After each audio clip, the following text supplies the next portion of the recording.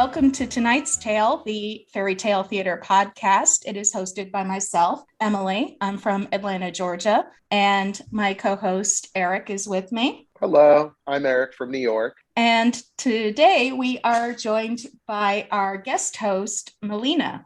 Hi, I'm Melina. I'm in Taloyoak, Nunavut, but I'm originally from Ontario. So, Melina, tell us a little bit about yourself. How long have you been a fan of fairy tale theater? How did you first discover it? So when I was about 7 years old, I was at the library with my parents, and it was the good old VHS days.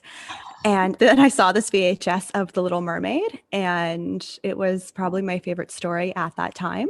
And I had never seen a live action adaptation of it before. So I got really excited, took it home, watched it, realized there were more episodes, and it just kind of took off from there. So I've been a fan of the show and of Shelley's ever since I was 7. And I started collecting vintage fairy tale books because of her. Oh, that's wonderful. That's a pretty similar story, I think, to most of us. I remember going to the library to check out all the different VHS copies. Eric, you said the same thing. Yes, I loved especially those Playhouse Video, the golden covers. Oh, yeah. They had a list of all the different episodes inside the cover, and my sister and I used to check off the ones we'd found. So, Melina, you remember the first fairy tale theater episode you ever saw. I envy that. I do not remember. I don't. I grew up with so many of them. I can't remember which one came first. Yeah, I don't think I remember which one came first either.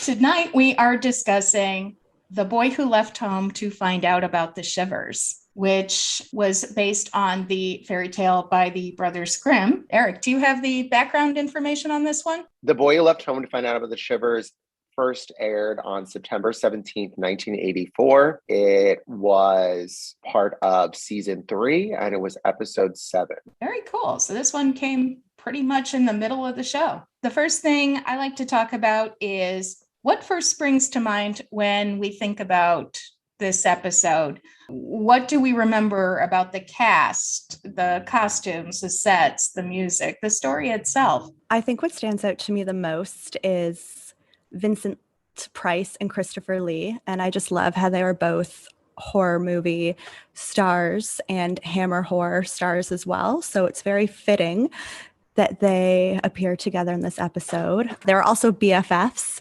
So I think that's super sweet. Peter McNichol is just hilarious. He's just so funny. And I also remember him. He's so funny. So and I remember him as the camp counselor in the second Addams Family movie. I can't not talk about Angelica if the opportunity arises. So that was my little segue. Hey, she was also in fairy tale theater. Indeed. But I remember I love anything that's medieval and has to do with castles and supernatural. So I love like the look of the tavern when you first go in. I love the look of when he's just walking around Transylvania and it's just very dark and there's mist. It looks very nostalgic. It looks like an old Hammer horror film. It kind of has that glaze to it, which I really like. I completely agree. That's a great answer. A lot of which I also was going to say, but you said it a lot better than me. Eric, what do you first remember when you think of this episode? I do also agree. I like the atmosphere of it. I think that it stands out of all the episodes because of the very gothic elements of it and the atmosphere of it and the spookiness and the supernatural part of it. It definitely stands out among the other episodes. And I know, Emily, that Shelley talked to you about this episode in particular, right, when you met her? She did. Yes, she did. Actually, I asked about it because it always struck me as such a unique episode. And she said it always struck her that the story, although she really liked the story, it would have been better suited to her later series, which was Nightmare Classics, which I can totally see. If you've seen Nightmare Classics, she's right. It would have fit right in. But I think she said it was Bridget Terry insisted on it being under fairy tale theater because it was a tale by the Brothers Grimm. And she's going, I like the episode. I'm proud of the episode, but I don't think it quite fit in. And my response to her is, that's kind of why everybody loves it, because it is so unique. It is so different. So I see both sides of this one, but Shelley definitely had some memories of Boy Who Left Home. Definitely. Yeah, I love that it stands out. I agree. I agree with you. So how familiar were you, Melina, with the original source material, the Tale by the Brothers Grimm? Yes. Yeah. So wasn't the original title The Story of Youth Who Went Forth to Learn What Fear Was, or something along those Wow. lines? I am impressed. Yes. I was Thank told you. Melina earlier that I actually was a German major, and I read this story in the original German years ago. And that is the more literal. Yeah. I have copies that are like the direct translation from German that are from like the 1920s. So that's what it came up as. As I recall, it's the youth who went forth to learn what fear was, which makes a lot more sense in German. In English, that's a very clunky title. Right, exactly. I love how spooky it is. It literally says spooky in like the first paragraph of the story.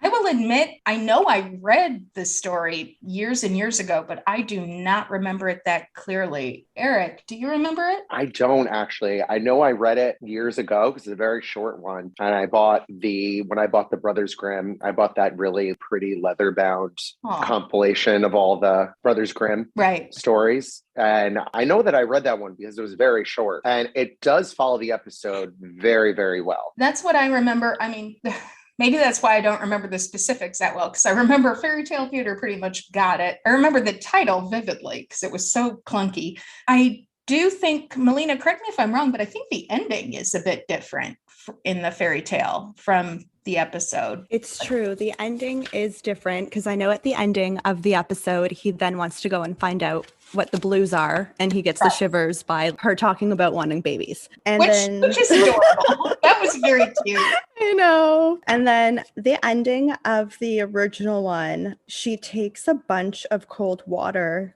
and little minnows and throws them on him while he's in bed. And he woke up and cried out, "Oh, dear wife, I'm shivering, I'm shivering. Now at last I know what the shivers are." So they kind of changed the ending to make it, I don't know, that would have been funny though, just to see Peter McNichol covered in cold water and like little fish. Yeah. McNichol just holding a bucket over him. Right. You want to know? I'll show you. But other than that, it's fairly true. I mean, some of the darker parts of the story were cut out of the episode. I mean, the black cat runs past him in one scene, but in this too, there's like a black cat and a black dog that like approach him, and he ends up killing both of them. So I can see why that was cut out. So I can see why that was cut out. I'm glad I do remember that part. Yeah. So like with the bodies, there's a scene in the book where he goes and takes down dead bodies because he doesn't realize they're dead and he thinks that they're cold.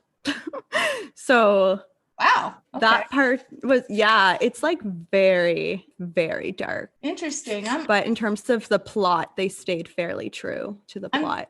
Starting to see some parallels. I know some people correlate this fairy tale with being connected to the Arthurian legends. I guess I'm not the expert on those by any stretch of the imagination, but from what I gather, Lancelot had to go pass a test of bravery in a haunted castle. I'm also thinking, the German major in me, the legend of Siegfried, and he was famous for having no fear. And just what you're saying, I'm going, that's absolutely something Siegfried would do.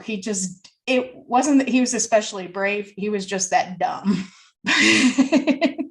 I'm just seeing parallels in the Arthurian legends and the great Germanic legends that this story obviously came from. I mean, I could definitely see that. I can definitely see the connection to Arthurian legend because we definitely have the elements of magic and we have the very medieval atmosphere. I don't know. It's kind of cool. That's a good point you made, Emily. I like that. Cool. So we're going to start with our recap. And of course, like every episode, it begins with an intro by our beloved Shelley Duvall. Join us for tonight's tale about a boy who didn't know what fear was until he met face to face with, oh well, you'll find out soon enough.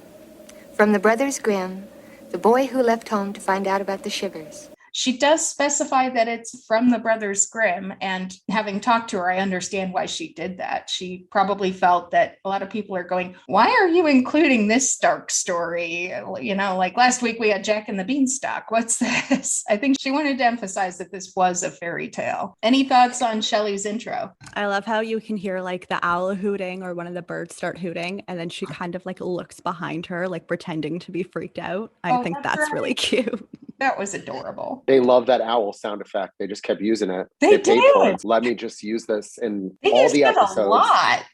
They used it again in Legend of Sleepy Hollow, didn't they? Yeah, and Rapunzel, and can't even think of all. There's so many. Anytime there was like a nighttime scene, they used that owl. I'm sure it was somewhere in Hansel and Gretel. I'm sure it Definitely was Hansel and Gretel. Yeah, you're right. I know I've heard that as special effects several times. So after we get Shelley's intro, we get Vincent Price's beautiful narration. When I first think of the episode, probably the first thing I thought of is, like Melina said, the great Vincent Price. I cannot remember a time when I didn't know who Vincent Price was. He was everywhere. I mean, I remember him in the 10 Commandments, and I remember him being the magic mirror in Snow White, and just a great actor. And he did such a beautiful narration in this. So he sets the scene. Long ago, in the mysterious and forbidding land of Transylvania, a father lived with his 2 sons. The elder was like everyone else in the village, scared of his own shadow. But the younger one was innocent and unafraid of anything. I made a note. I'm pretty sure this is the only fairy tale theater episode that is set in Eastern Europe. Most of them are Western Europe. Then we had Rip Van Winkle in the USA. We had Nightingale in China and Aladdin in Arabia. But pretty sure this is the only one set in Eastern Europe that I could think of anyway. Yeah, I think you're right. I can't think of one. I don't think the original story is set anywhere. It's probably set in Germany, but the style they were going to, I understand why they did Transylvania. And then they even bring up Vlad the Impaler yet. So they were going full Dracula with this, the more you follow this story. Which is very fitting. It is. Christopher Lee playing Dracula. Christopher Lee and Vincent Price had actually just done a documentary on Dracula. So yes. We have the scene where we're first introduced to Martin, played by our adorable Peter McNichol, and his father and his brother, played by Jeff Corey and Gary Springer, and just introduces us to his life. So, Eric, what did you think of the opening scene where we first meet Martin? I love that we're introduced to the family, the father, the brother, and the whole exposition of meeting them. That was very cool. You're automatically set up with the family and the father, who's very superstitious. And the brother, too. The brother the same way, with the ladder, not walking under the ladder. And I don't know, I just love Peter McNichol. He's so quirky and weird. He's fun. I agree. Actually, I didn't think the interactions between the brothers was that great. I kind of felt there was some chemistry missing between Peter McNichol and I think his name was Gary Springer, who played the brother. Just, I don't know, seemed a little stiff. But Jeff Corey as the father, I loved going kiss the rabbit's foot and the you-know-what Hazel. He was very committed. So then we get, well, I mean, basically the point of that scene is to set up that Martin is the odd one out. Everyone else is superstitious, scared of their own shadow. Martin's not scared of anything. Our next scene, we have, I don't know the actor's name. I just wrote down Stu Pickles because I knew he was the voice of Stu Pickles in Rugrats. I should know his name. I don't. I just wrote Stu Pickles. He's made up his mind that all he wants is to get the shivers. It's just a stage he's going through. I remember when I was a boy, all I wanted to do was think of naked Greek statues. Creepy. Yeah, that was creepy. That was one of the creepier lines in the entire show. And he decides he's going to... I'll give him a scare he'll never forget. Raising my hand here, why is it so important for Martin to learn about fear? I don't understand why this is necessary. Why do we need to scare him? I don't know, to be honest. I feel like they just think he's really naive and needs to be scared to learn that the world isn't fun. I don't know. No, that's a good answer. Maybe they think they're protecting him by giving him a scare. That's a very good answer. That makes a lot of sense. They're scared of everything and he's not. So maybe they think they're protecting him. See, the trouble is, Martin's never been very bright. Once he gets an idea in his head, there's not a whole lot in there to distract him. Our next shot we have, actually, it was a very cool shot of Peter MacNicol climbing the church steeple at night. Pretty minimal set, but I thought it worked. We have a cute moment with the sexton dressed up as a very unconvincing ghost. I watched this as a kid. Y'all watched this as kids. Were any of you scared by that ghost? No. Negative. That's what I thought. And I figured it was meant that way. I think Shelley was probably wisely trying to give the atmosphere of fright, but actually keep it friendly for kids without scaring them. And so that ghost appearing, I thought was pretty funny. I thought so as a kid. It was giving me very that scene in Beetlejuice where they're trying to where they Yes. where they put on the sheets. Making the same sound. They were making the same sound. Woo! Yeah, like the whoo. Oh, so funny. And as I recall, Lydia in Beetlejuice had the same reaction as Martin. It's not working. Yeah, exactly.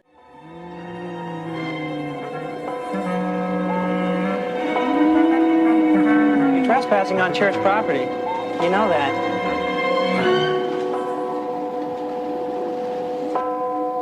I think you better leave before I call the deacon.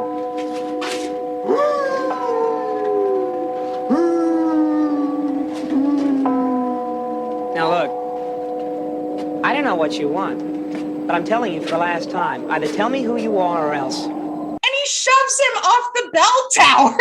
Yeah, he does that in the story too. He breaks his leg in the story.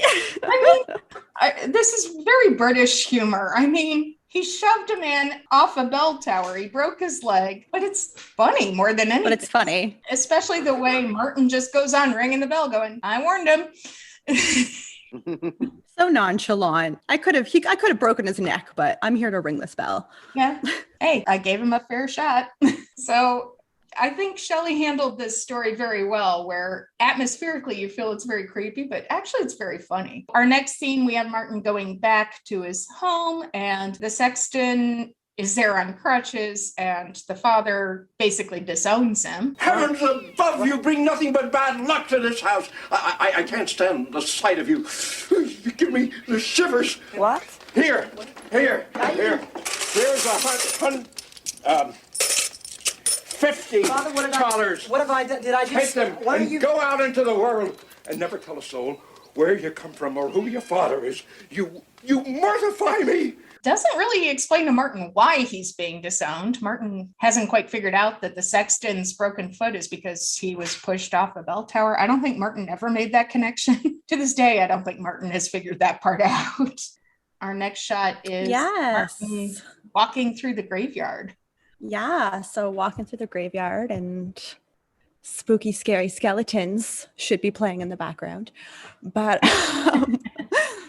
and then there's like that cat that runs by, but then he sees this like poster that catches his eye. And I love how they made it look like that old school parchment when you would like dye it in 2 bags for like history projects. Yeah. Like, do you remember doing that in school? Yeah. Yeah. Yes. Like In that time period, actually, in the mid 80s. Right. Yes, I did. And I love this subtle detail of just like the body hanging and swinging as he picks up the ad. Because in the original story, he goes to the gallows to try and get the shivers. But that wouldn't be too child appropriate. So I can see why they cut that down. But then I love how he just decides to go on this like quest on his own to go to this castle. Because he just thinks that ghosts will give me the shivers. That seems the most logical. Well, can't fault his reasoning there. Yeah, exactly. I don't blame him. He grew up in a superstitious family. Ghosts probably did freak them out. I love that scene with like the fog and the lightning bolt. Don't skip the lightning bolt. yes. Oh yes, yes. That was a pretty big special effect for fairy tale theater. It was. He just misses the lightning bolt. This is kind of a little bit of a criticism I have of the episode. part of the reason Martin's not scared of anything is he misses half of what happens.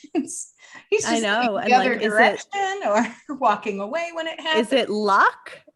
Or is it just him not noticing? Or is it just being oblivious? Yeah.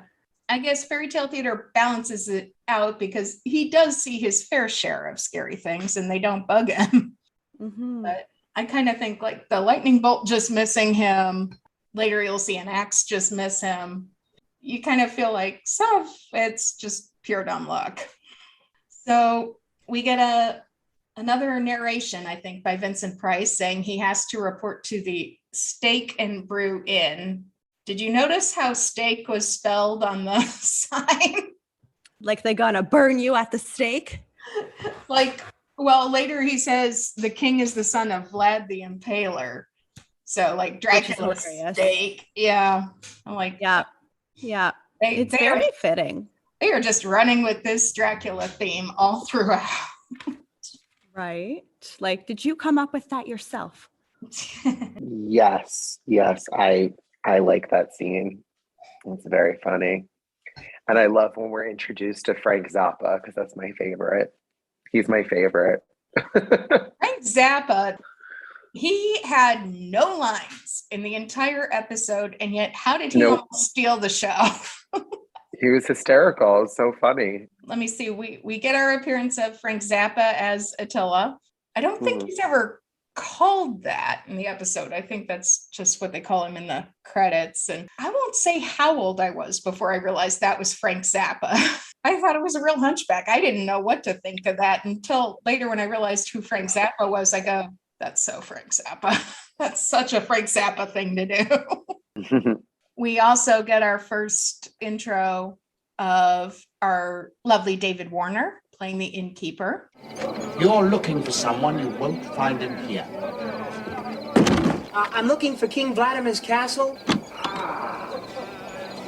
Come in. I've been a fan of his for a long time. He was in Fairy Tale Theater. He was also in the canon movie Tales. I remember him being in A Christmas Carol. He's just a great actor I've always loved. We also see sweet Dana Hill as the princess. Every time a new one comes, it's the same thing. I have to go to my room. Aww. I love her. I miss her. She died far too young. And of course, our first appearance of Christopher Lee as King Vladimir. Whew. That was great casting, Shelley. I love that. It really was. It's just so fitting and it's so perfect. Yeah, Christopher Lee made a great king. He was perfectly cast in this role. Yeah, and such a great actor too. Oh yeah. We miss him too. Yes. David Warner introduces him as Your Excellency. Majesty.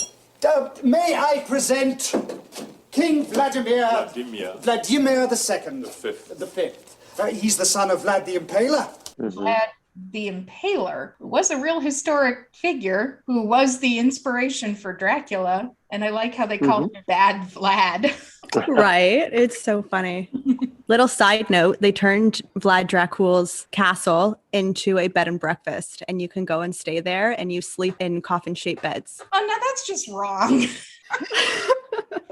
It's just wrong in so many ways. I'll bet it's incredibly popular too. I've been to the Lizzie Borden house in Massachusetts. I have no right to complain. That's really cool. Grisly murders, of course, I'm on top of it. So we meet him and he's just so he is just kingly and he was so tall. So I feel like his overall presence is just it makes you want to watch as a kid and even more so now, knowing more of his work. It's just... yeah, very mesmerizing, I think. I completely agree. He's so tall and the word I wrote down in my notes was elegant. He's very elegant. Oh, He's in an inn set, he's surrounded by this inn and there's all these peasants around it. He walks in, you go, yeah, he's the king. Yeah, he's in charge here. Yep, he has that presence. And again, we get a sweet little intro to Dana Hill. I think we get a flute solo and a little violin. Good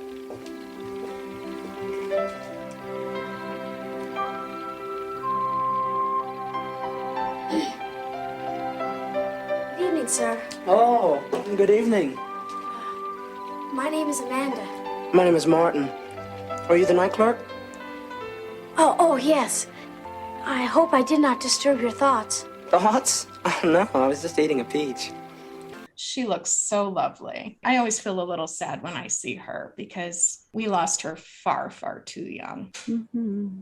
So she introduces herself to Martin, doesn't mention that she's the princess, but fair enough. Why should she? And she tells Martin that he can take 3 things into the castle. I believe I remember that this does go back to the original fairy tale. Yes. I don't remember why that was important, though. And I watched the episode and I still don't get why this was important. Do you know what 3 things he brings in the story? I know he took food, a plate, and drink. And well, that's what he brought in the episode. What did he bring in the story? He replied, then give me fire, a lathe, L-A-T-H-E, and a wood carver's bench and knife. Oh. Well, technically, 4 things. Technically, that's 4 things. Learn to count. That's interesting. Yeah. I'm just pondering over this. So that is very different. In the episode, he's just going food, drink, and a plate to eat on. And I'm going, why is this? It's like a one-track mind. Just give me food. Yeah. And the narrator, what would you guys ask for? Oh, that's a good question. If you could bring 3 things into a haunted castle, what would you guys bring? I guess the cell phone isn't a safe answer, right? The fire makes sense because it's fire. like... Yeah, fire does make sense. Because otherwise it's dark. Otherwise it's dark. Maybe I prefer it dark. I don't know. Maybe a blanket because I have a feeling that castle gets awful drafty. Right. Mm-hmm. I'd probably ask for some sage and a little bit of salt.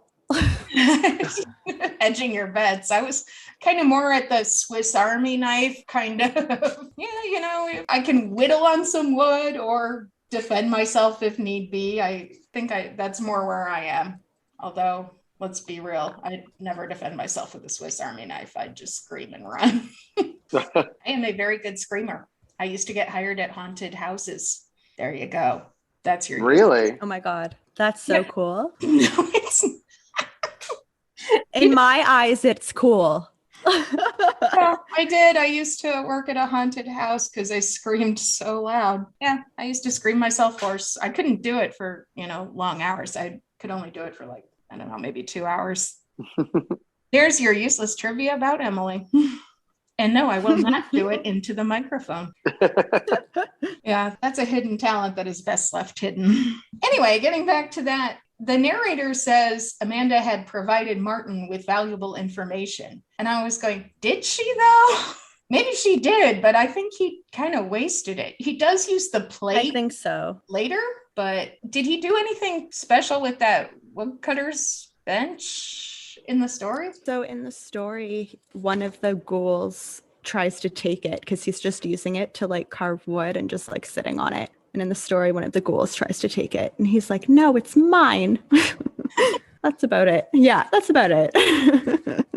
See, he had the same idea as me. Swiss Army knife, just kind of whittle. There's nothing else to do. Whittle do away. Knitting. Oh, look, you weren't going to let me take my cell phone. So, would there even be service up there?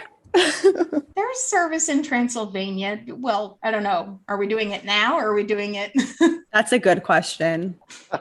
So our next shot after he gets his 3 things, then we are at the castle. And this is a pretty impressive set. I must say, the exterior looked pretty cheesy early 80s computer graphics, but the interior, they've spent some money on that set. I loved it. There were cobwebs, there were candlesticks, there was a skeleton just randomly strewn about, there were gargoyles. I loved this set. Mm-hmm. They must have had so much fun with it, just kind of making it look as much as Halloween as possible.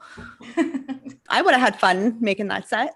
I love the gargoyles with just the eyes. That's so funny. Yeah, and I think we previously reviewed Beauty and the Beast, and the interiors of that castle were pretty much a bunch of black curtains. Mm-hmm. This one, that's a good point. They really pulled out everything for it. So yeah, and to make it look like cool. Stone, and yeah. And this set was the poster shot for. It was because the poster is them over the table with the skeleton, right? And he's holding a match or a candelabra in the poster. Okay. This set pretty much summed up the entire episode, which, I mean, it makes sense. They spend the most amount of time here. Oh, have we mentioned that no one has ever come out alive from the castle?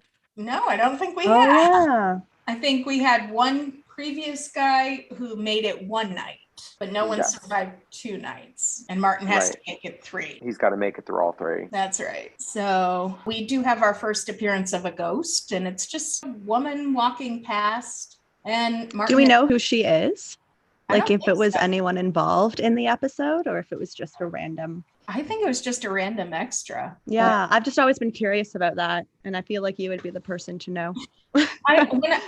Well, thank you. But when I was watching it, I'm going, now that would have been a cool cameo for Shelley. That would have been. It also would have been cool, like one of the, like if it was like Ingrid Pitt or one of the girls from like Hammer Horror. That would have been really cool. If it had been, though, we would have gotten a close-up. We would have, yes. Oh, you're right. Wouldn't that be cool if it had been like Hazel Court or someone like that? Oh, yeah. I speak Hammer. But no, I think. And then doesn't he just shouts and then his echo comes back? Yeah. Yeah. Hello. He sees a ghost. He sees a woman in white just kind of walking by. I mean. Oh,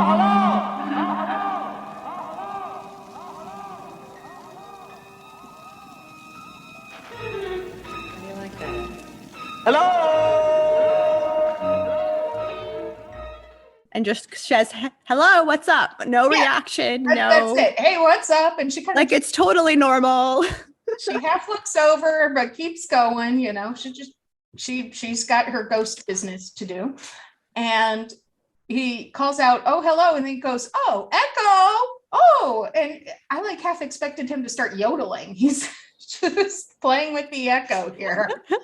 Which is such a cute kid-like thing to do. I'm not sure how old Peter McNichol was when he did this. I want to say very early 20s. I know he'd already made Dragon Slayer, but that must have only been like maybe. Do you guys remember that movie? No. Dragon Slayer?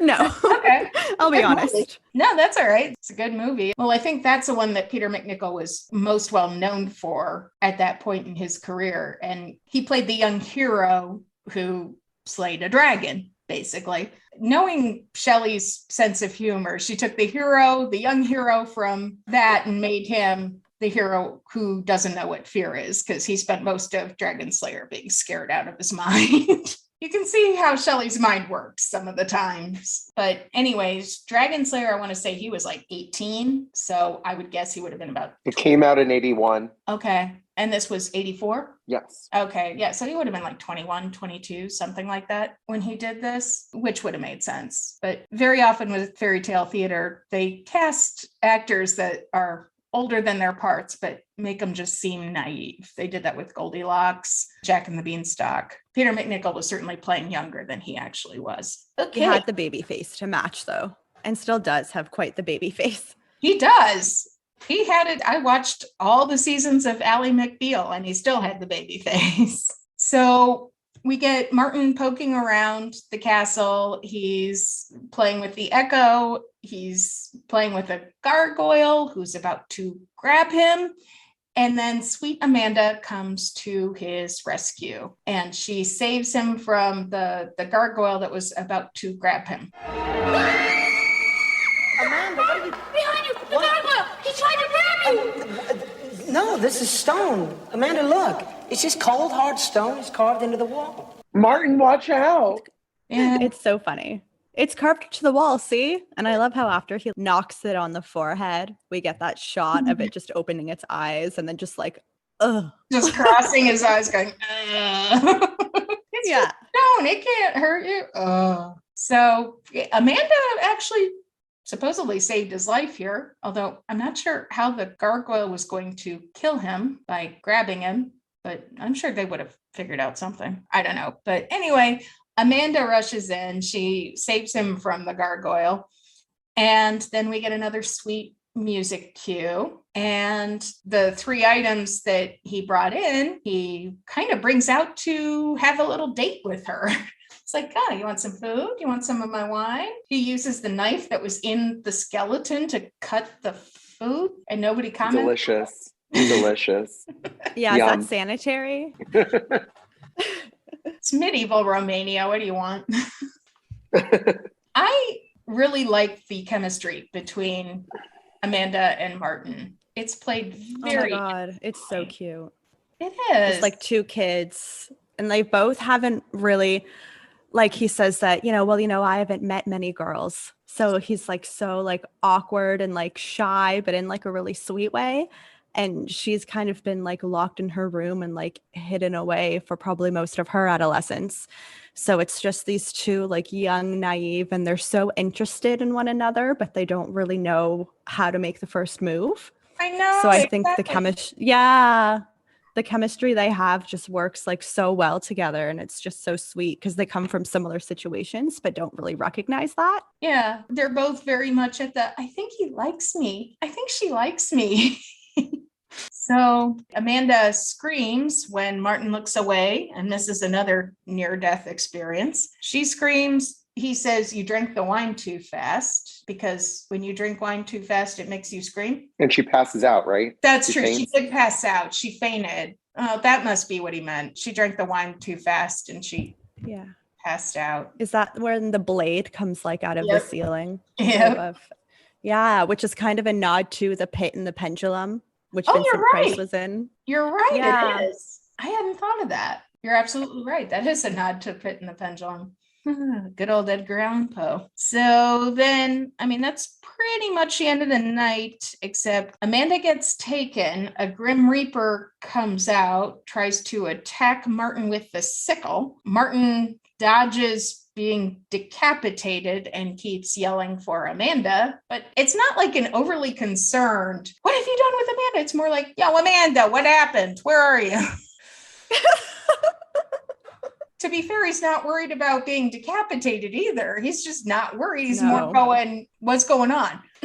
And then how did he manage to get the cloak off of that Reaper and then dress up as him? What was that interaction like? I never understood that part. Eric, do you remember? He disappears behind the wall with the Grim Reaper. Yes. And he comes back dressed as a Grim Reaper. That's something. How did that happen? I don't understand. What happened. Was he in a fight with the Grim Reaper?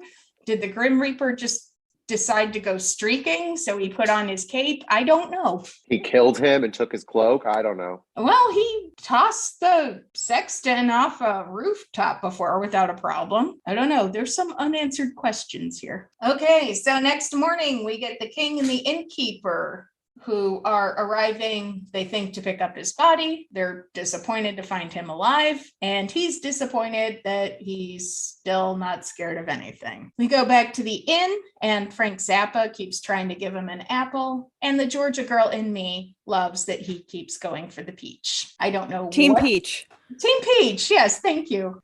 I don't think Romania is particularly known for its peaches, but the Georgia girl in me is quite happy with that. That's so funny. I love he just keeps like on the apple. Yeah, you kind of wonder, is it really that he loves the peach, or he just doesn't want to eat the apple that Frank Zappa keeps breathing on? Breathing on and rubbing under his armpit. Yeah, I'd probably go for the peach too. Later, I think Frank Zappa even does it when it's not an apple. I think he did it to like a pie or something. And ate it anyway. So funny. It's because it's Frank Zappa. We just don't ask questions.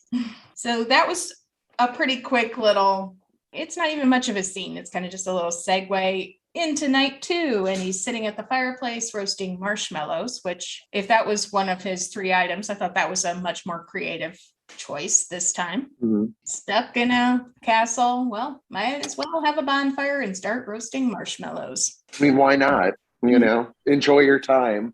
Yeah, he's got nothing else to do. Well, that's how Peter McNichol plays it. That's kind of how the script goes. He's just bored. He's not scared, and he's just bored. What else am I gonna do? I've explored the castle, not scared of anything. Yeah, saw a couple ghosts, but whatever. All right, I'll make a marshmallow. He could have had his 3 objects and gotten some graham crackers and chocolate and made s'mores. I do love the next scene, and it is Oh, very true to the book. The next scene, Which scene is this? the headless man finally appears. Yes. I don't remember that in the story. I kind of thought this was more of a fairy tale theater having fun with it. They even play bowling, but in the book, they call it 9 pins. Oh no, it is 9 pins. Oh, yeah. I got something to say about that. There's a difference. There's a difference between bowling. Is there? And 9 pins.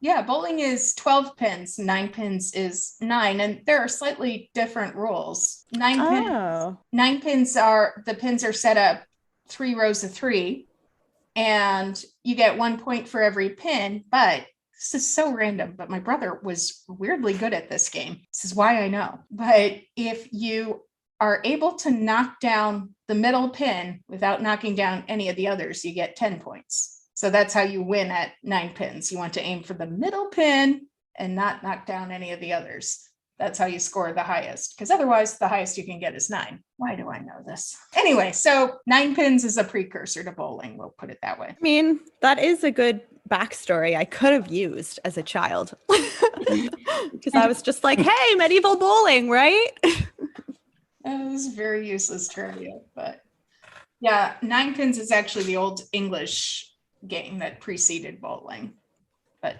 played with 9 pins instead of 12. So yeah, we have the headless ghost appearing. That was Gary Schwartz, who also appeared in Thumbelina. I remember that. Oh, yeah. We've got very bad 80s special effects with him juggling his head. Oh my God, it's hilarious. I think that scene as a child probably did freak me out when he's like bouncing his head like a freaking basketball. But I think the part as a kid that really freaked me out, but now it's funny, was when Martin's teaching him how to scream and that like blood curdling scream just comes out. Is that what your screams sound like? Yes, but a little higher pitched. I mean, you are a lady. Yeah, and I'm a soprano, so I can go way up there. Yeah, I love that. And he's teaching him to use his diaphragm. Yeah, throw your shoulders back. There we go. Don't slouch here. There, you got some height you didn't know you had. Real posture. About your howl. I think you're using your voice wrong. Yep, you want to build from here, right? You want to build from here. Just, sorry. Listen to me. From here. You try it. That was a cute moment. And he like corrects his posture. You're slouching. Stand up straight. You're in the king's castle. Come on. Good for him. I love it. So then we meet a couple of his buddies, and you can tell, first of all, Martin's not scared at all by any of the ghosts. The other ghosts haven't quite given up on trying to scare him because they're like tossing axes around him, and then he's going, they're not even that snake. sharp. There's a snake. Now, that's the part that bothers me. And then he just gives it a little pet on the head. Yeah, Eric like knows a good this. boy. Eric knows this about me. You don't like snakes? I am petrified of snakes. Oh, just like Indiana Jones. That's right. That's right.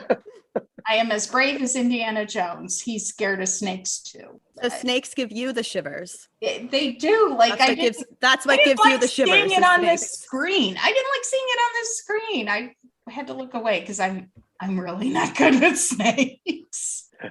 I was just getting, I think I told you this when we were watching, I got very from the scene with the ghosts where he's playing around with them. It's a lot of physical humor. I was getting very old school Abbott and Costello horror movie vibes.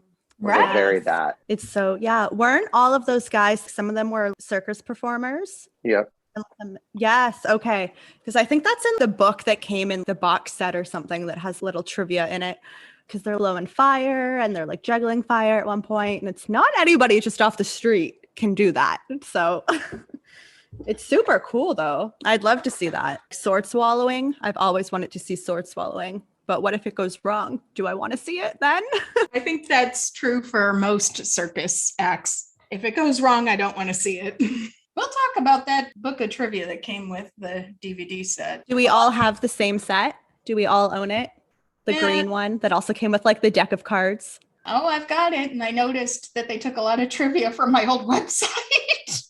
Oh my God, that's hilarious. Be like, I demand credit on this, please. God. I demand some royalties. That would be nice. Someone found it. I'm like, well, hey, I had it on my site because I knew it was true. I'm sure they probably checked it. Yeah, she's right. And yeah, it's interesting. So here it is. I'm like, someone was on my site. We had the bowling and the 9 pins. We had some cute little visual gags with the bowler who, it makes sense if he was an acrobat because I thought he was doing like ballet moves there. And we had a little jackpot sign when they knocked him down. So that was the end of that night. We have the king and the innkeeper coming back after day 2. And remember, no one has survived this far before. Apparently there was one guy that made it the second night, but he was dead the second morning. So they're convinced this guy's going to be dead. I think they're even bringing in a coffin this time. Aren't they like measuring his limbs too to make sure the coffin's the right size? I think no, that's at the beginning. Yeah, they measured his limbs the night before. No, that's right. At yes. the beginning, when he first signed at the beginning, yeah. Yeah, that's right. And they brought but the they do bring in the coffin. Again, they're surprised that he's just sleeping, not dead. And I just wrote down, who's more disappointed, the king, the innkeeper, or Martin? They all seem disappointed at how this turned out. We get another scene back at the inn. Poor Amanda is getting really worried. Last night I heard the most awful racket, like thunder crashing down from the heavens. We were just bowling. Bowling? Oh. None of the others ever had a second meal. Oh, except for the redhead. But I didn't like him like I like you. Why do you like me? I've never met anybody as brave as you in my whole life. All the others were scared just thinking about going into the castle. But you're different. I'm different, I know. I wish I could be scared. Even just a little. Do you know what I think? All the others wanted the treasure and wished to be king. But you're going in there to prove something to yourself. That's why you've lasted 2 nights. Don't you think so? What? But Martin, last night I had the most fearful premonition. I saw the evil sorcerer and he was roasting your flesh over the coals of an open fire. Martin, did you hear me? The evil sorcerer himself will surely try to kill you. She had a premonition of the evil sorcerer roasting him on a spit. I don't remember that they mentioned there was an evil sorcerer before. Was it a given? No. Yeah, I don't think they ever mentioned that before. I don't think so. Thank you. She's like, the evil sorcerer himself. I'm going, who's that? Yeah. We knew this place was haunted, but we didn't know it was by a sorcerer. Didn't know Saruman was there. Well said. Very well put, Melina. So Martin's excited when he hears about Amanda's premonition. It's like, that should do it. I'm getting desperate. She's like, that's not the reaction I wanted to hear from you. And they have a first kiss. Now, there are some first kisses in... Aww. Yeah. There wasn't a kiss in Beauty and the Beast. Wasn't it also because they just hated each other? Well, that's a different story. Yeah. But anyway, moving on. But I thought this first kiss between Dana Hill and Peter McNichol, even though calling it a kiss is very generous, it's just a little peck, but it just seemed so sweet. And the way it was lit, the way you had the music in the background, and also I think the way Dana Hill played it, you totally are invested. You totally believe that this is a really important moment for her. Not so much for Martin, but for her, this is a big deal. I thought that was so beautifully played. I agree. It's like she's blossoming. Yeah. So we got the third night in the castle and Martin's bored again. Okay. And we get the big Dracula moment with them walking in with the coffin, and the coffin opens by itself. How many homages to Dracula can we fit in 45 minutes? I love this. And I think I talked to you about, I think some of these things maybe were brought in when he was in Dracula Dead and Loving It in the 90s. Oh, I hadn't thought of that. Yeah, I thought that was pretty cool. Peter McNichol was in that. There's a coffin scene and he's like a henchman, isn't he? Yeah, he plays Dracula's henchman, yeah. Oh my God, I completely forgot this. And a lot of the things were drawn in from these scenes in the castle. Good the eye. coffin, yeah. Wow. I don't think I've seen that since it came out. And that came out in like 95, I want to say. Yeah. Good eye. Yeah, it's been a while but since I've watched that seen one it. so many times. So good. I'm going to have to rewatch it now just for what you just said. I need to revisit that one. Yes. Martin looks in the coffin. He can't see in there. So he goes to get a torch. He turns around and Sir Christopher Lee in all his glory is standing there dressed in a carpet, I wrote down. Dressed in a carpet. I'm sorry. Do we want to talk about the costumes? It almost looks like a velvet, but not. It almost looks like it came from a couch. It did. It doesn't look elegant. It doesn't look magical. Maybe it was a rich fabric that just didn't photograph well. I just wrote down he's dressed in a carpet, but he's Christopher Lee, so he looks elegant in anything. I did notice this is the very first time we get anything resembling worry from Martin, because when he turns around and he sees Christopher Lee standing there, he says, kind of quietly, but he says, uh-oh.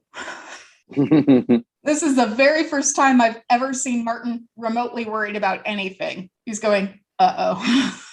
Which I think all of us could relate to if we were stuck in a castle and Christopher Lee just walks out of a coffin. I think all of us would at least say, uh-oh.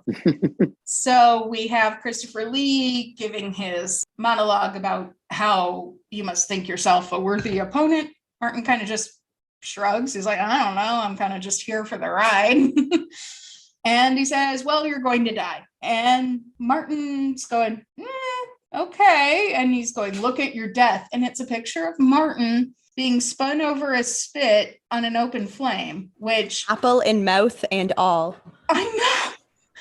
Which supposedly was Amanda's vision. Remember? She said, I saw him roasting you on an open flame. And the image of him with an apple in his mouth and his tights and everything, it's hysterical. And Martin had the same reaction I did. Are you trying your hardest? It's not scary at all. It's hilarious. What should I be scared It's of? so funny. So funny. Then he uses his hands and sends off laser beams, I guess. I didn't quite understand this part. It's very 80s. Yes. It's very similar to the Rapunzel beams. Oh, you're right. You're absolutely right. I'm kind of just going, what's the magician going for exactly? He's shooting lasers off his hands. Okay. Then Martin holds up his plate. This is where I find out that the plate was useful. And finally. Finally. Sends it right back to the sorcerer. And I wrote down Perseus and Clash of the Titans. Do you remember this? Perseus' shield in Clash of the Titans. I think it had come out like a couple years before.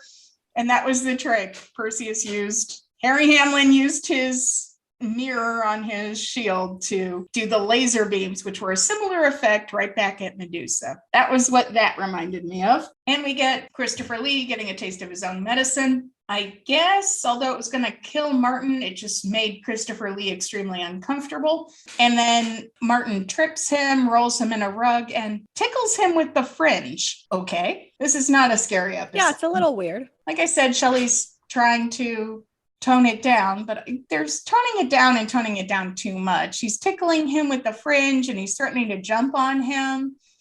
He weighs like 100 pounds soaking wet. So I don't know. He's like 7 feet tall. Come on. With his really intimidating green type. Yeah, against Lord Summerisle. Come on, people. But this is where we find out that the sorcerer was actually King Vladimir in disguise. He was haunting his own castle because he didn't want to lose his daughter. Everyone say, "Aw." Aw. I got you. Thank you. Is that really Which is actually kind of sweet. It is, but there's sweet, and then there's, as Dane Julie Andrews would say, saccharine. Too sweet. Yes, that too. Too sweet. It's like, I get she's considered your property in this day and age, but exactly. Was that in the original story? He was haunting his own castle because he didn't want to lose his daughter? It's very similar, yeah. And also he didn't want to give up his gold. That makes more sense. Okay. Yeah. That makes a lot more sense. Okay. Didn't want to appoint an heir and lose his gold. Then his daughter kind of goes along with the bargain. That seems a lot more historically accurate. But this episode does have a very sweet ending. So It is kind of sweet how he goes, no, I just didn't want to lose my daughter. And Aww. all of a sudden, yeah, thank you, Eric.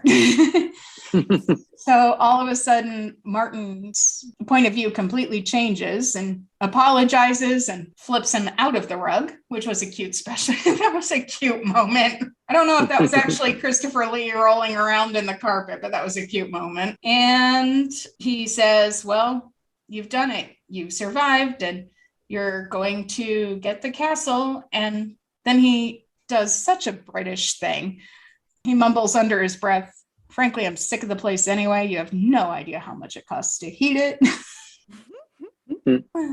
Classic Brit. It's like, well, can we talk about how the king had powers as the sorcerer? How did that happen? Yeah, how did he have the laser beams? Thank you. I had that too. I'm going, where did these powers come from? Was he always a sorcerer?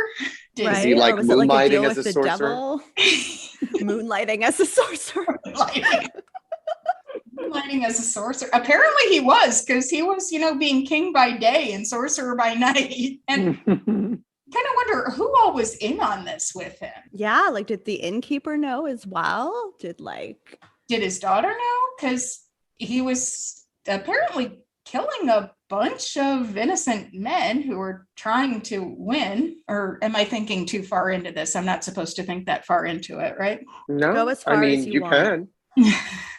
Yeah, so it was the king being the sorcerer in the original tale, right? Yes, he's like haunting his own castle, and then his dead cousin is also, it's very random. My dead cousin was here, and there was an old man and with a beard, and he showed up and he showed me a lot of money down in the cellar. And the king's like, yeah, I don't want to give up my gold. My dead cousin was haunting it. It's really like, yeah, the gold was brought up and the wedding was celebrated. I'm confused.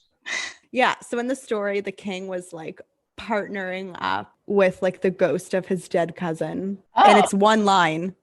It's one line. My dead cousin was here. Oh, God. Like, that's it. There's like no backstory. That's it. Well, with the Brothers Grimm, it never quite says why the evil queen was a witch. She just was. I guess we're more used to it with women characters. We're not so used to it. Exactly, right. We can just write our own fan fiction and figure it out. Oh, God. Yeah, but actually that's interesting. I think we're just not used to seeing it so much in men characters in fairy tale. So there you go. That's true. Representation, Eric. All right. So we have the king and the innkeeper coming back after the third morning. And this time they're not surprised at all that he's alive. They were expecting it because, well, the king was there last night, so he knows. And he says, well, you've done it. You've won. And here's my greatest treasure. Thank heaven you're all right. Heaven had nothing to do with it, my dear. Martin's far too clever to be scared. You're the princess? Yes, Martin, I am. This moment meant a lot to me because this is Dana Hill's moment in the sun. She gets to her beautiful dress. She is the beautiful fairy tale princess. I wanted to be her in this scene. I guess it's because she had such a tragically short life, cut short by diabetes. This moment means a lot for me as a fan of hers. No, I agree with you. Cute. It's super sweet. Mm-hmm.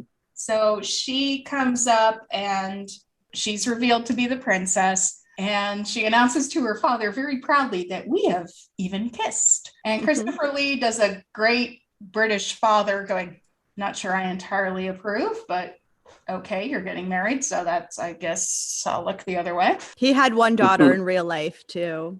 Oh, I didn't know that. Her name is Christina. Yeah, her name is Christina. I know Vincent Price had a daughter named Victoria.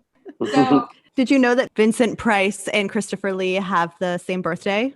And they used to have joint birthday parties together. And one of them was at Madame Tussauds in London. Oh my God, how cool were these guys? Although I'll tell you this, my favorite story about Vincent Price and Dracula was Bela Lugosi when he died, the original Dracula. Apparently Vincent Price and Peter Lorre were at the viewing and Bela Lugosi was buried in his Dracula cape. And Vincent Price was standing next to Peter Lorre and they're both just so sad, that this great actor came to such a sad ending and they're overcome with grief. And apparently Peter Lorre quipped, should we drive a stake in his heart just to be sure? That's Bryce hysterical. said, I felt so bad for laughing. He's like, I'm standing there. I'm supposed to be calm and somber and leave it to Peter to crack that joke and wait until that moment to crack that joke. So he's standing there with his shoulders shaking. He said, I looked over at Peter and he just had this wicked grin on his face. Sometimes you need to laugh. That's so funny. Hey, we're almost there. We're at Amanda announces that she's already got her wedding dress picked out. And she already has baby names picked out. and Lars. Oh, Lars, Igor and Lars. And that's when he starts to shake. Oh, Lars. Yeah. And that's a very cute addition made by Fairy Tale Theater that's how Martin gets the shivers. What he's really scared of is growing up and falling in love. Growing up. Yes.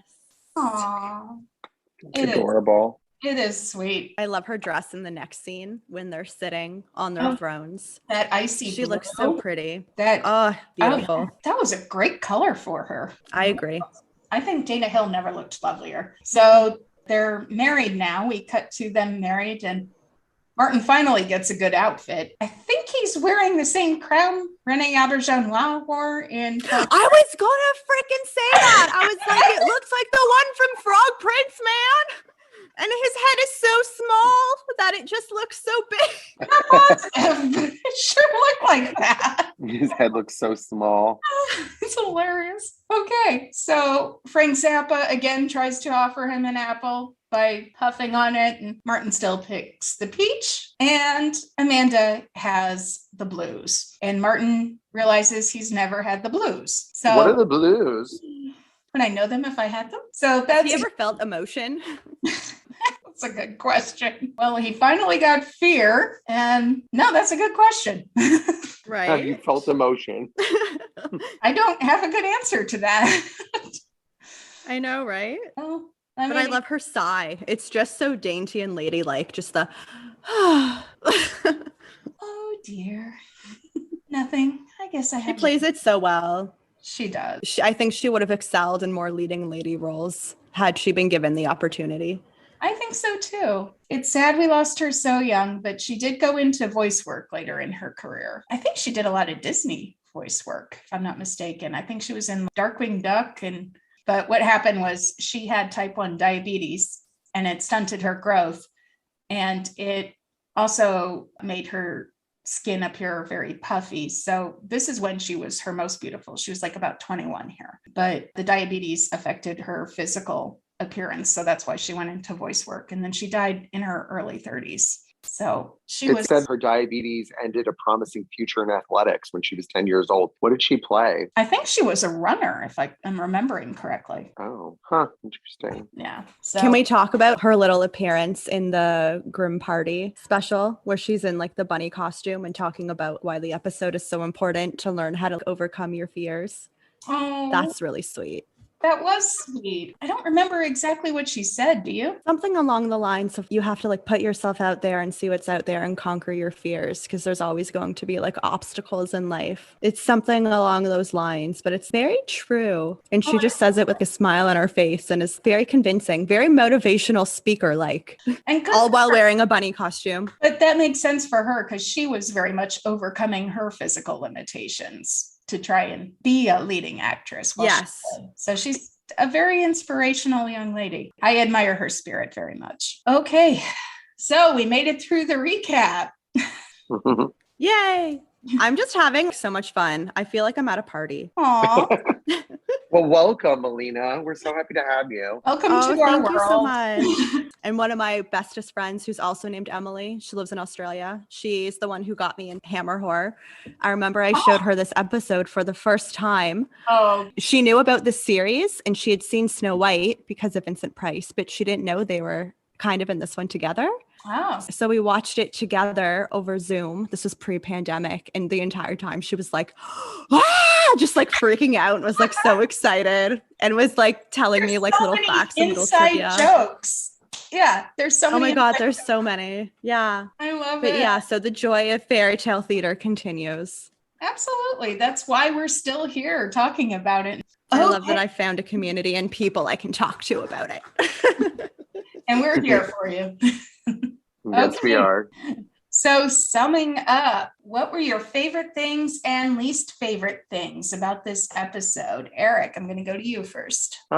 Favorite things. I think I said all the comedy horror references. I loved the physical humor of it. I loved the kind of spooky, but yet really comedic parts of it. I think that's what makes this episode stand out for me. Least favorite parts? I don't think I have any least favorite parts. Like, I really enjoyed this episode overall. That's a big compliment. Yeah. That's a very big compliment. You and I can be pretty picky sometimes. Yeah, it's just solid for me. I don't know. It's a solid episode for me. Very cool. Mm-hmm. I'll say for me, and I hadn't quite realized how many homages there were to the old Hammer films until, I guess I kind of subconsciously knew, but this last rewatch really brought it out. And I love that. I love the old Roger Corman, Vincent Price movies.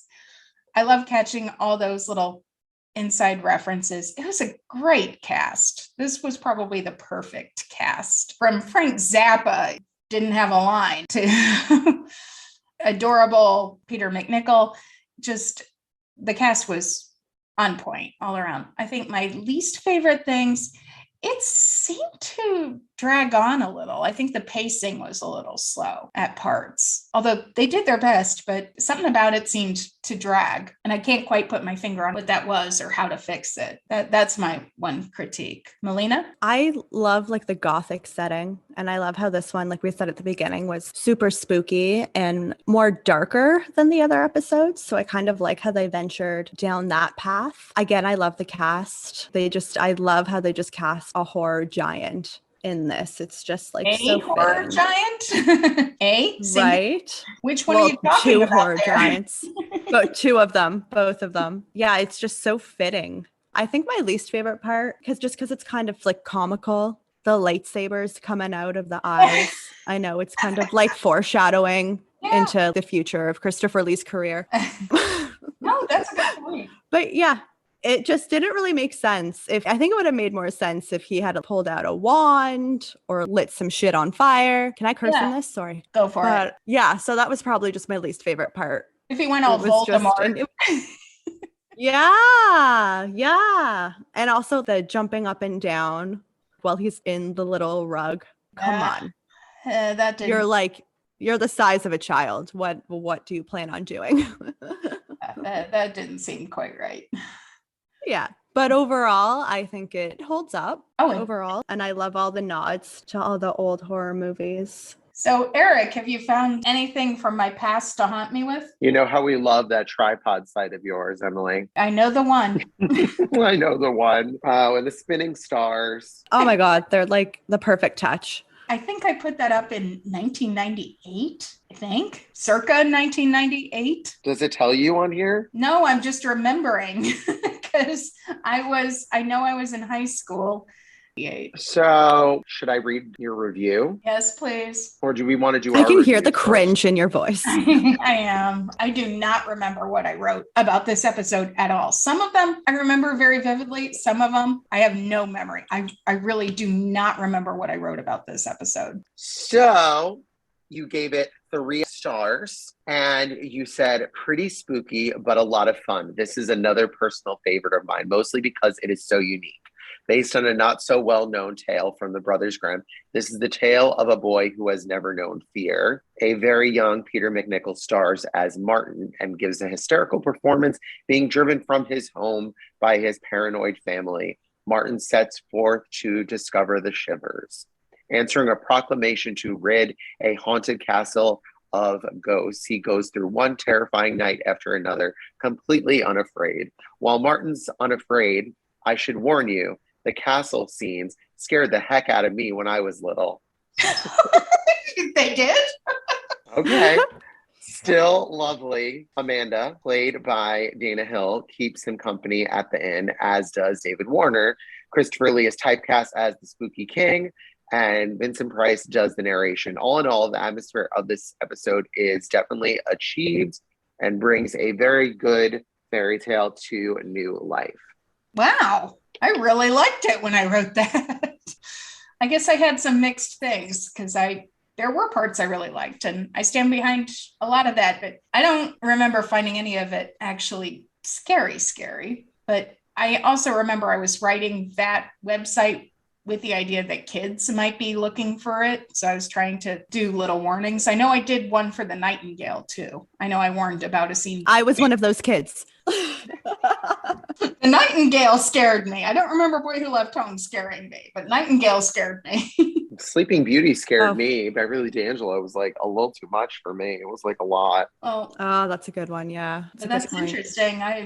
I really sound in love with the episode. Okay. So I really liked it, but I didn't adore it. Okay. Yeah. I guess I'd mostly stand by it. I guess I'd give it like a 7 out of 10, just because I do think the beginning dragged. The scenes with the family at the beginning and the sexton, and I don't know, I kind of think we could have cut a bunch of that, maybe started with him at the inn and had a little backstory. Maybe that's how I would have fixed it. I don't know. Okay, that's not one of my most embarrassing reviews that have come back to haunt me. Okay, so Eric, you go first. I would go probably 8 out of 10. Okay. Like I said, it's a very solid episode. It's not my favorite by any means, but I do think it's very memorable. And I do think that, it's one that I like. It's a good one. Yeah, I would definitely give an 8 out of 10. It's memorable. I'll definitely agree with that. It's very unique. Melina? Yeah, I'm probably around the same, 7.5 to 8 out of 10. Because I just like love anything medieval and supernatural. It's kind of what I'm drawn towards. Anything with castles, I think, which is why I really like this episode too. And again, I love the humor, and I just love how naive and how unafraid Martin is. And then we learn what he really is. Okay. And like I said, I'm at about a 7 out of 10. I really like it. I love how unique it is. Just, I think some things were a little slow, but a lot of it I really, really enjoy. Going forward, we talked a little bit about this. Are there any takeaways for us? Eric, for me, you reminded me, I'm going to look up Dracula Dead and Loving It. I have not watched that movie in probably 20 years. Now I really want to bring that up again. I've also got a lot of different remakes of Dracula that I've had on my shelf for forever, but haven't watched. I know there's a Jack Palance version, a Louis Jourdan version. I even want to watch the old Bela Lugosi and Christopher Lee versions. I might do a Dracula rewatch over here. So good. The Horror of Dracula is my personal favorite one. I just also love Peter Cushing as Van Helsing, and they were also friends. So The Horror of Dracula, which one's that one? It's from 1958, I believe, with Christopher Lee as Dracula. Okay, that is the Christopher Lee one. Okay, I have it. I have it. I don't think I've watched it all the way through. Yeah, I've never watched that version. And then there's also the great soap opera Dark Shadows, which was also somewhat Eric knows where I'm going with this.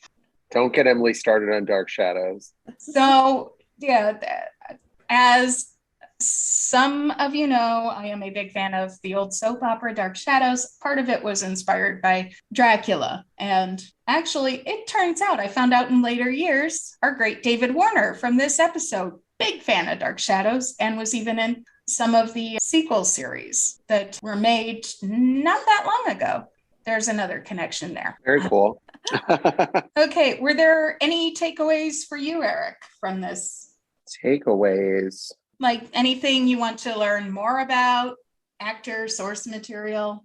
Well, I would love, now that Melina was talking about like the Hammer horror, I really haven't seen any of the Hammer horror films. So now that's something I would definitely look into for sure. Oh, they're fun. They are a lot of fun. They're so fun. So fun. A lot of them directed by Roger Corman.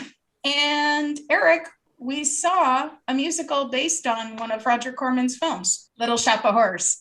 Oh, Little Shop? Oh, that's one of the films? Well, that's not Hammer horror, but that was a Roger Corman. That's very much in his style. Oh, okay. Huh. Yeah. I didn't know that. weird and very much out there.